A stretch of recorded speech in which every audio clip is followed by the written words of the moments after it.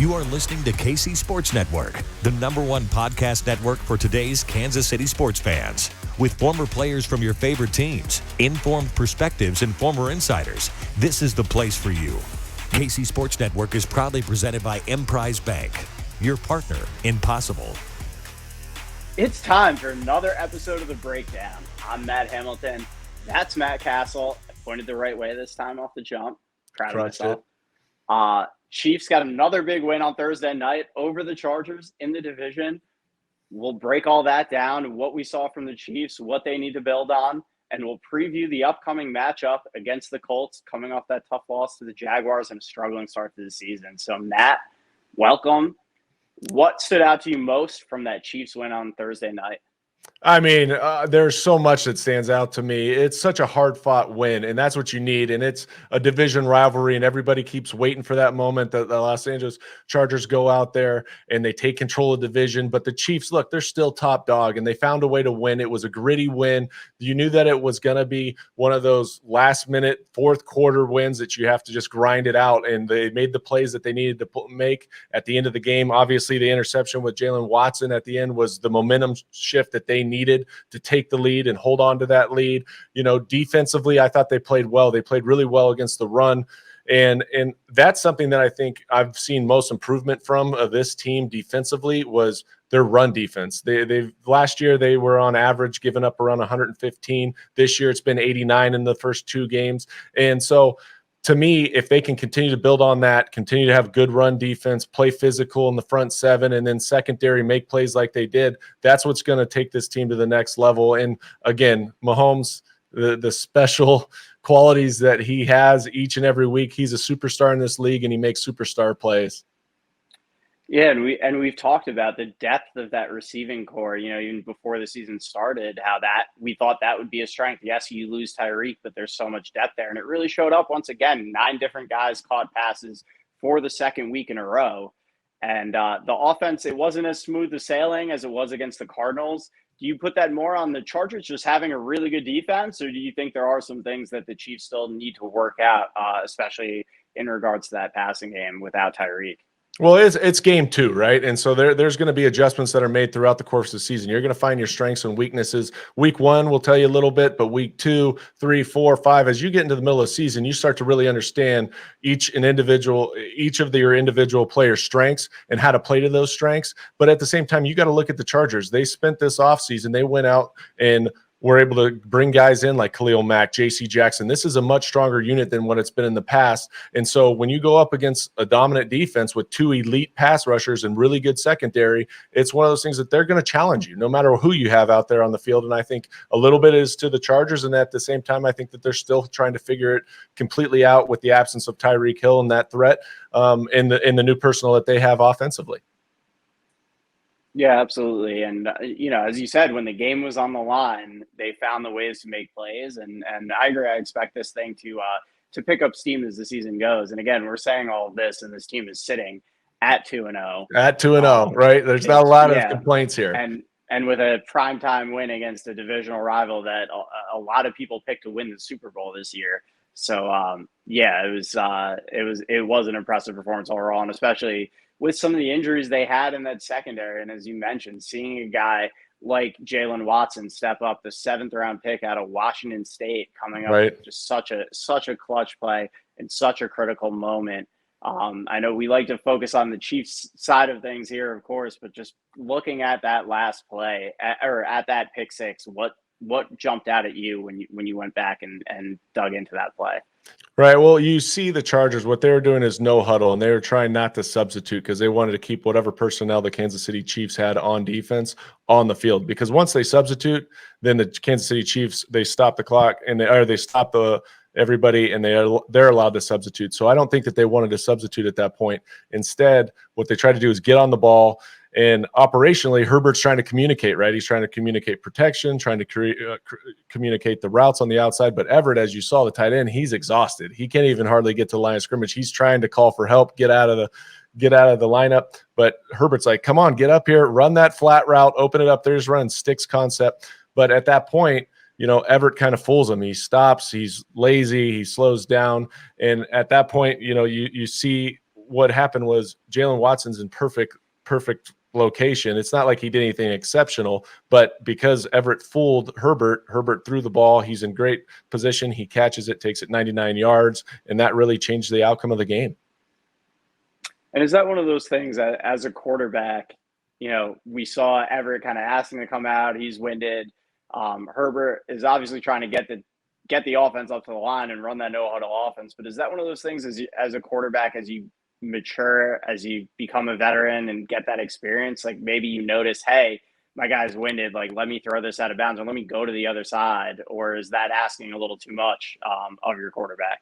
It happens constantly where you get fooled by somebody, and it could be on a spot route or return route. You think he's going to sit down, then he takes off, and you throw the ball with anticipation. And I think that's what happened. And it's a really hard lesson to learn. At the end of the day, though, the coaching staff and everybody's going to go in, they're going to watch the film. And the one thing that they always say to you as a quarterback is, look, don't make a bad play worse, particularly in that situation when you're in the low red zone. It's first down. If things aren't completely clean, you don't absolutely love it, throw the ball away, live to fight another down, and you're still in great position in second down inside the 5-yard line to hopefully go put a score on the board. Definitely. And obviously we saw it go the other way for the pick six. The Chiefs had another field goal later on to extend the lead to 10. Put the game away, but it wasn't exactly what we expected, because I think we expected a few more fireworks than we got from the offenses, but the Chiefs did enough to get that win. And let's dig into some of the tape now, some of the big plays from that game. This first one I want to take a look at down in the red zone earlier on in the game. Matt, what did you see here? Yeah, they love that set where they start Kelsey isolated on the other side, right, with 3 wide receivers, and then Juju Smith comes over to a 2x2, basically a stack formation over there at the top of our screen. And when you see that, there's a coverage adjustment on the back end, because originally it starts in some kind of 2 high, and I think it's going to be some form of a bracket coverage with a man concept underneath. But as soon as they go from that 3x0 set to the 2x2, there's some kind of communication that happens on the back end. You see J.C. Jackson comes up and points Travis Kelce. So now he's got him one-on-one. The other safety is going to take Juju Smith-Schuster, who's off the ball, and play him one-on-one. And then it looks like it's a one funnel. And when I say one funnel, it's a post-high defense who's cheating to the other 2 wide receivers over here. But then when you see this, you look at Mahomes, and as he drops back, he's looking at the primary part of his read is now to the left of where he's looking, right? He's looking over there. He's seeing Juju Smith-Schuster break in here. But what happens is that funnel player, which he's just reading eyes, he squeezes that window, right? And Mahomes doesn't like it. And as soon as he doesn't like it, he gets off it and says, okay, I've got to go make a play. So then he scrambles out. He breaks contain, scrambles out, and he does what Patrick Mahomes does best, is he improvises. He makes a guy miss. You see a few different pump fakes. There's nobody open at the back end of the in line, but then McKinnon here just pops open late, sidearm throw, touchdown. And again, this is an elite quarterback with unique characteristics and the ability to make plays, particularly inside the pocket, but outside the pocket. When it breaks down, nobody does it better than him of improvising and making a play. Yeah, and all those pump fakes too. Those defenders get a little jumpier down in the red zone. So you start pump faking at guys, you have those, you're able to manipulate those defenders that way. And then obviously the way he can throw from all these different arm angles and drop down and just find that passing lane and get it into McKinnon. It's beautiful. And that's what makes this offense so difficult to defend, is not only do they have some elite players, not only is their play design absolutely unbelievable, but even when you outsmart them or account for what they're trying to do to you and take away the primary read, you just have Mahomes out there and his ability to extend plays and just make something out of nothing. Right, because he's so good on that level, but he's also a threat to run. So as a defender, you're put in such a compromising position, because you're sitting there going, wait, do I stay back here and I try to cover down on this guy because I know it's a scramble situation? But the minute that they stay with that guy, then he's going to run up the sideline for a score. So he puts you in a very difficult position, and then he's able to make throws like this, that there's only a handful of guys that can do anything similar to this at all. It's absolutely ridiculous. Look at It this really throw. is. Look at the arm angle. Just I could watch this. exactly how you rep it, right? Exactly how you teach it when you're going through mechanics and you're going through warm-ups. You're like, let's work on that half sidearm throw right there. A few different pump fakes, off balance, and throw a perfectly located ball on his chest so he can fall into the end zone. Yep, that's exactly what we're going to do. It's unbelievable. But I want to move on now to the biggest touchdown pass of this game. Oh, yeah. And this is, I absolutely love this because it's something we talked about last week leading up to this game is how do you deal with having to face not one, but two elite edge rushers and two guys that are absolute game wreckers in Khalil Mack and Joey Bosa, because you can't double them both. Obviously, you don't want to take too many guys out of the pattern and limit what Mahomes can do. So how do you do it? And we got an answer here on this play. As you see Bosa and Khalil Mack in those wide nine techniques, what did you notice about this one? You know what I love about this play is because this defensive structure, and it's particularly the front, is unique. You don't see this very often. You see there's 4 down linemen, but there's 3. It's an overload front. You've got 3 defensive linemen down here at the bottom of the screen, and then you've got 2 linebackers mugged up in your B and C gap. Immediately, look, this puts a lot of stress in terms of the communication and how to handle this, because you don't know which one of those guys are a threat to rush, because both of those guys have the ability to blitz at that time.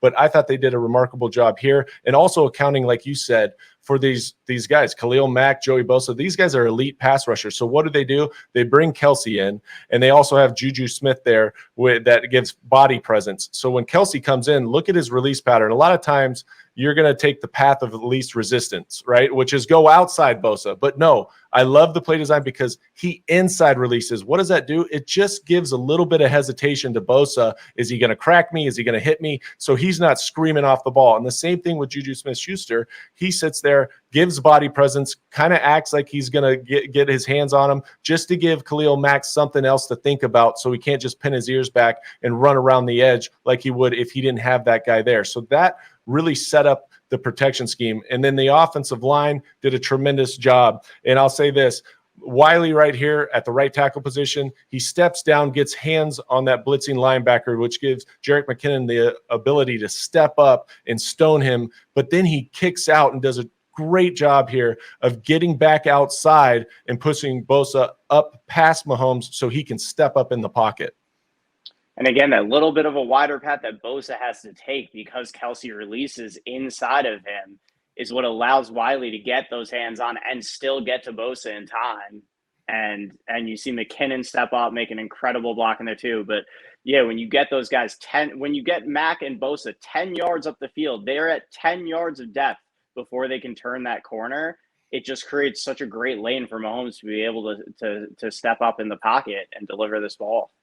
Yeah, and you've got to also give tremendous credit here to Justin Watson and his route, because he's going up against J.C. Jackson, who is a very good corner in this league. But what he does a tremendous job of right here is, watch this. We always talk about, for wide receivers, when you're running a deep route, step on the guy's toes, make him uncomfortable. So he explodes out of there with speeds. And if you make your break too early, you give that guy the ability to recover. But right here, when he steps on his toes and makes that first initial move to the out route, he gets J.C. Jackson uncomfortable and flips his hips. And right there, that's what makes the route. As he makes him flip his hips, now he's off balance, and then he takes it up the field to stay skinny right there. And again, this is an elite throw by an outstanding quarterback in our league, one of the best, who just flicks his wrist and rips it 45 yards downfield on a dime. But again, it also is you got to give credit where credit's due. And Justin Watson right here, the way in which he ran that route to create separation and get open is really what made that play. Yeah, and this is I just love this play because it really is. It's all 11 guys doing their jobs and executing.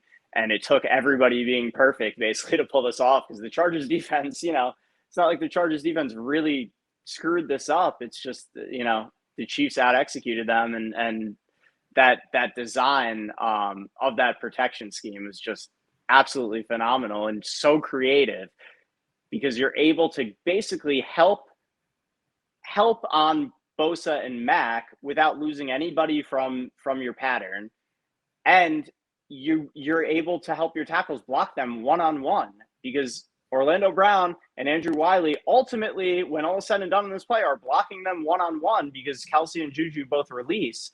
But the paths that they take force them to take those wide angles and basically run them completely out of the play.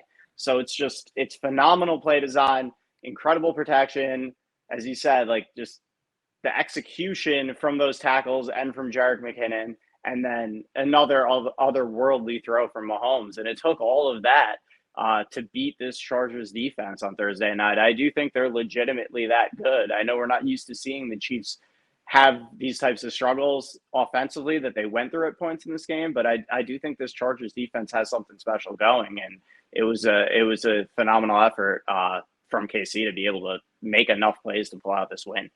100%. And you hit it on the head. When you see a play like this is all 11 guys working in unison to actually make this play go. And it starts with the protection up front. If you don't have this protection, if you don't step down, McKinnon doesn't do a good job on that linebacker, makes it more uncomfortable, makes it sticky in the pocket, then he can't deliver this ball. But it's also his vision when he steps up in the pocket. Look, if there's one guy that you're going to throw to on this play who's open, it's Watson, right? And that's him. Yeah. And for him to be able to see that as he's stepping up, feeling that pressure, and still it's a little bit muddy. You're feeling those guys kind of come down and start to get on you. You can feel their breath, but he delivers a perfect ball. And again, his feet aren't even set. He's off balance, stepping up, and he's able to make that throw. And that's a unique throw.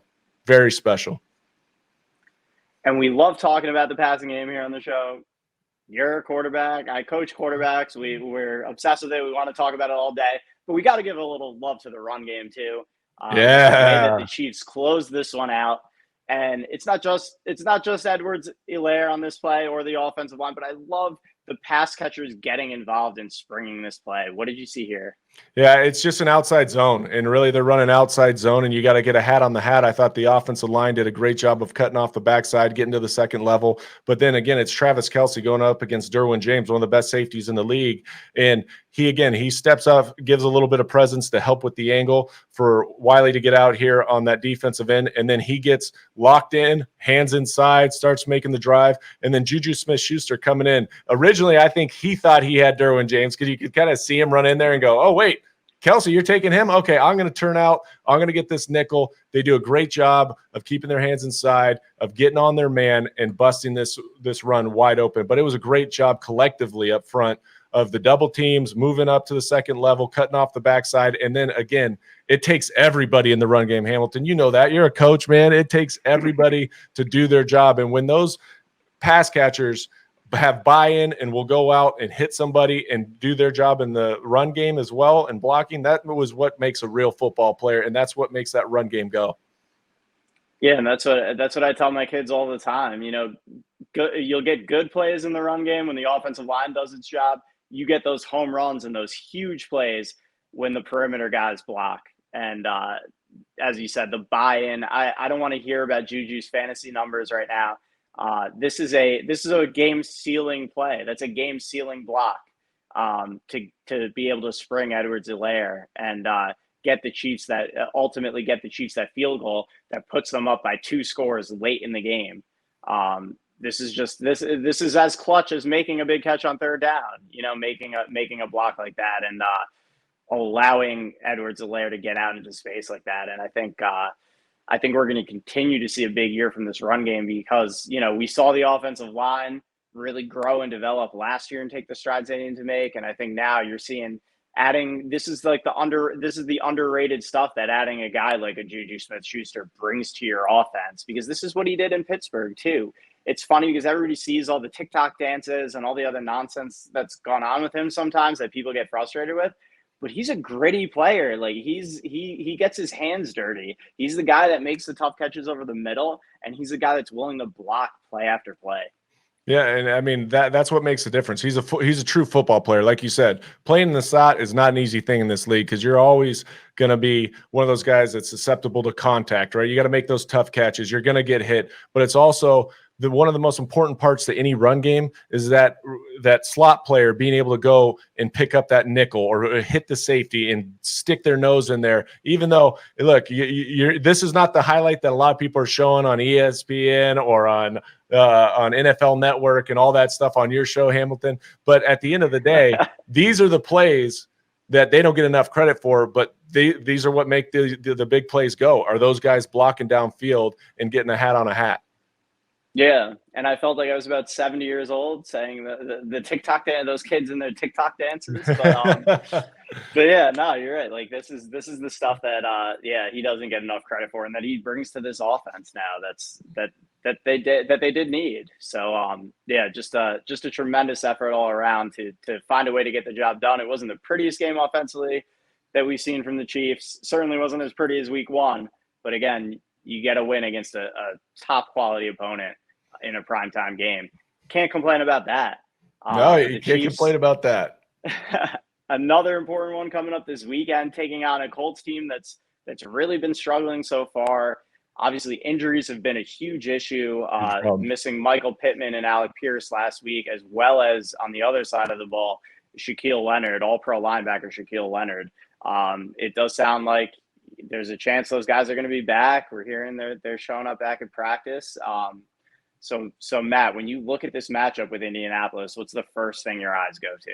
You know, Indianapolis has got to be a hungry team right now because they've been struggling. They want to get back on track, and they've got a good collection of players on both sides of the ball, but they haven't been able to put it all together. And when you look at the defensive structure, it's one of these games for the Kansas City Chiefs offense it's going to be a take what they give you game. It's a ton of zone coverage, 3 deep, 4 underneath. They're going to give you a lot of easy throws on the outside, hitches, quick outs, and then everything in this passing game for the most part is going to be about your spacing, right? You got to create space because all those guys are zone spot droppers, so to speak. So you got to get the ball out quick. You're going to be able to influence them with the run game because these guys are a fast flow team, right? They're predicated on speed at the second level, even in their defensive front. They're going to shoot the gaps. They're going to try to penetrate. They're going to get in the backfield. So you have to do a good job of being diligent this week, taking what they give you and not allowing the fact that you haven't had a chunk play, because Gus Bradley in this defensive structure is meant to try to make you earn it and then capitalize on turnover opportunities. So take care of the ball, take what they give you, and move the ball down the field. Hey, sorry to interrupt, but the NFL action is in full swing here at DraftKings Sportsbook, an official sports betting partner of the NFL. And that's right, we're talking touchdowns, we're talking big plays, and even bigger payout wins. New customers can bet just $5 on any NFL team to win and get $200 in free bets if they do. Listen, if that's not enough, DraftKings got you covered. Everyone can boost their winnings with DraftKings stepped-up same-game parlays. Right now, for every leg that you add, you can boost your winnings up to 100%. That's right. I paused a little bit because I had to make sure that was true. Right now, for every leg that you add, you can boost your winnings up to 100%. With bigger payouts than ever, why would you bet on football anywhere else? To make things even sweeter, you can throw down on stepped-up same-game parlays once per game day, all season long. That's right, all season long. Here's what you got to do. You got to go to DraftKings Sportsbook and download the DraftKings Sportsbook app. Now, use promo code KCSN to get $200 in free bets if your team wins when you place a $5 bet on any football game. That's code KCSN only at DraftKings Sportsbook, an official sports betting partner of the NFL. Minimum age and eligibility restrictions apply. You can see the show notes for more details. Now, let's get back to the show. And it's a departure from what we've seen in the past from this Colts defense a little bit, because obviously Matt Eberflus moves to Chicago, takes over the head coaching gig with the Bears. Right. I thought Eberflus's best trait as a defensive coordinator is he would always find a way to take away what you do best and, make you beat him with your second pitch. He's not going to let you beat him with the fastball. He's going to make you use your second pitch to beat him. And he's given, the Chiefs usually have come out on top in those matchups, but he's slowed up that Chiefs offense a little bit and given them some problems over the years. So I'm interested to see how things are going to be different under Gus Bradley. Yeah, it will be interesting because, again, this isn't one of those defenses schematically that you're going to be sitting there watching film going, gosh, I got to be really on the pre-snap read, post-snap, because it's not a disguise-oriented defense, right? It's what you see is what you're going to get. And so then you just have to make sure that you're really good with your keys, your understanding for where you want to go with the ball, and then be just diligent with that ball because, again, this defense over these last few years has been very good at getting takeaways and being opportunistic. They've got Stephon Gilmore over there, and also Kenny Moore. Both of these corners are veteran guys, and they're playmakers. So you don't want to force balls into coverage and do that. You just have to sometimes take the check down. But again, the quick game is going to be a big part of this. And then for them defensively, it's going to start with stopping the run game with Jonathan Taylor, because they're going to want to run the ball. That's what this offense is predicated on, is running the ball. And then they'll give you a lot of different formational looks. They'll use a lot of different personnel. They'll spread you out. They'll go empty. They'll take their shots. But the one thing that I'll say is this offensive line isn't what it used to be for the Indianapolis Colts, and they've struggled. They struggled mightily last week against the Jacksonville Jaguars. Matt Ryan was under duress all game long and would force some unforced errors as well in the pass game. So they're going to have to get after this group up front and then at the same time stop the run. And speaking of Matt Ryan, it's been a brutal start. 1 touchdown pass to 4 interceptions. Obviously, a tie against the Texans, a loss to the Jaguars, 2 games that everybody expected to be cakewalks for them. Leading up to the season, they were the trendy pick to win the AFC South. A lot of people thought they were going to take a huge step forward with that addition. What are you seeing out of him? Is he just looking like he's on the downturn of his career, or is it just adjusting to new offense, new personnel? Is it the injuries? Is it what do you think is going wrong with that Colts offense right now? I think some of it, it's definitely a combination. There's no doubt. It looks like he's not as comfortable as what you would expect just at the start of this season with this offensive unit. Again, the personnel issues have really hurt them. Their top 2 wide receivers have been out, so they've been struggling to figure out who's going to be on the field, who's running what. And then at the same time, it's been a lot of it had to do with protection, right? They haven't been able to protect him and put him in a comfortable pocket, because he is one of these guys. He's a special player, and he's been that way for a long period of time, but he's a pure pocket passer. He's not going to get outside the pocket. You're not going to run a ton of boots or sprint game or anything like that. So he's stationary. You know where he's going to be. So you have to give him that pocket of protection from the interior part of the line and the outside. But the outside tackles have really been given fits over these first few weeks, and they've been getting beat, and that's never a good feeling. So they've got to figure out a way to protect him, play action probably a little bit more, less drop back, and get into more manageable third down situations. And all those things come into play when you're talking about good quarterback play versus somebody that looks out of sorts, so to speak, with Matt Ryan right now in this offense. Yeah, absolutely. And I do want to give a little credit to that Jaguars new look front with all those athletes looked incredible last weekend too. They did. They did. Don't they want to got put it after all on the Colts messing up. That front is going to be really, really special.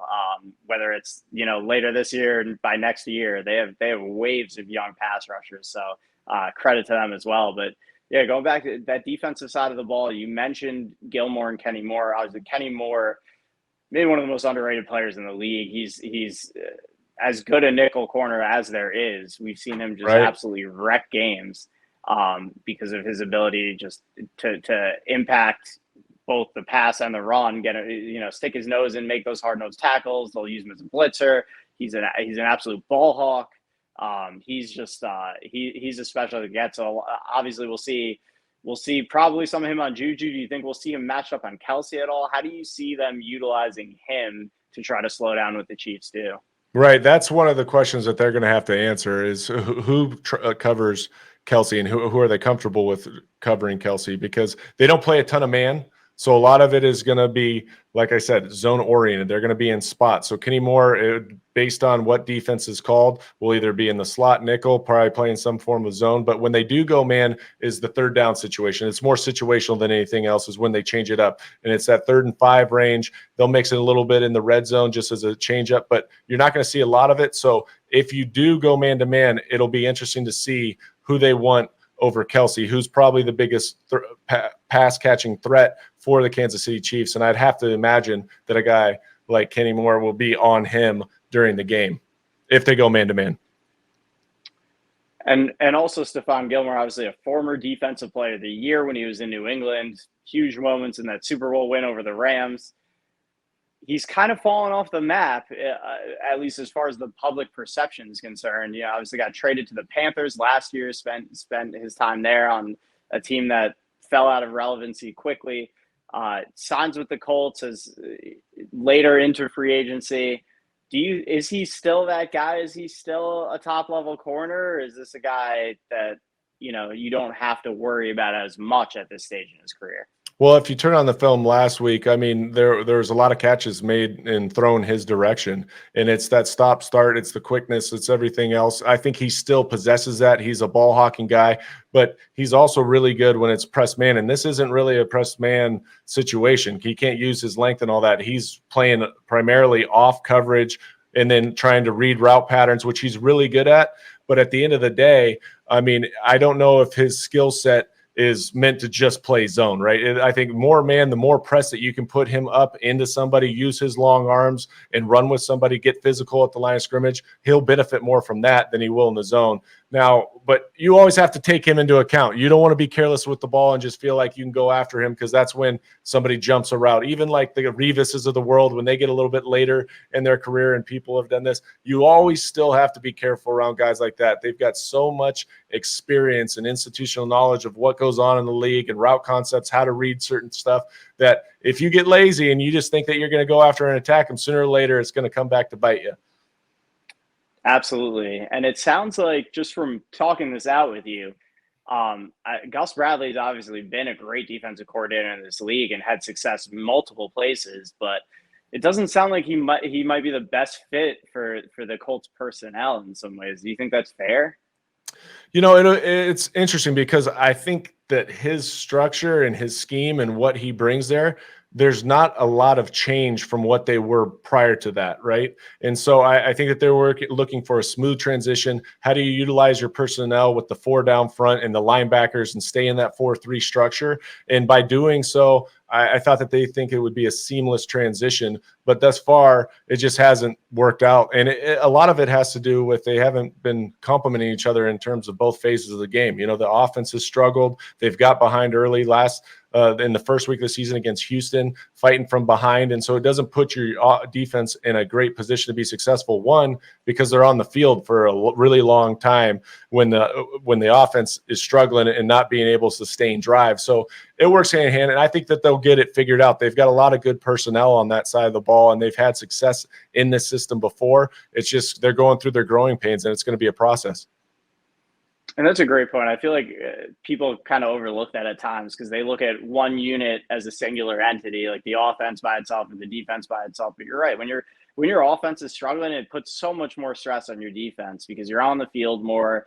The field, the opponent's usually in better field position. It really does impact things so much. So you're right. You can never really just take anything, any side of the ball just at face value. Both sides really do have to work in concert to be successful. But I want to ask you before we go. We've been doing this. We've been pretty dead on so far with our picks on these games. So what are you expecting this weekend? How do you see this one shaking out? I think the Chiefs are going to have a really good day at the office. I think that they're going to win probably 31-17.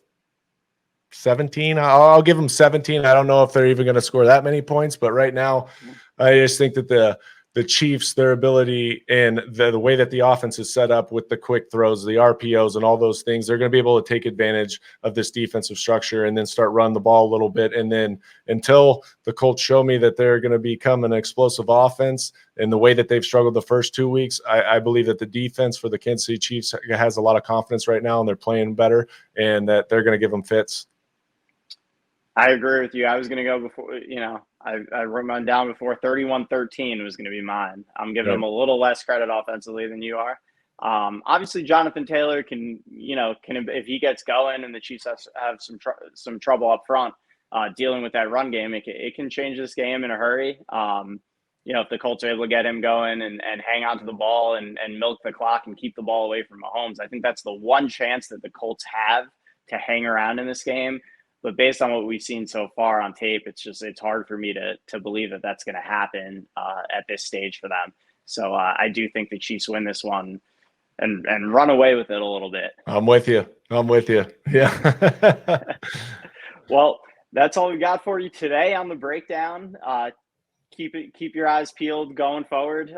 We'll be dropping new episodes every single week, looking back, looking ahead, diving into the film, giving you everything you want to know about this Chiefs offense and how it's evolving week to week. Matt, always a pleasure. Matt, always a pleasure. See you guys.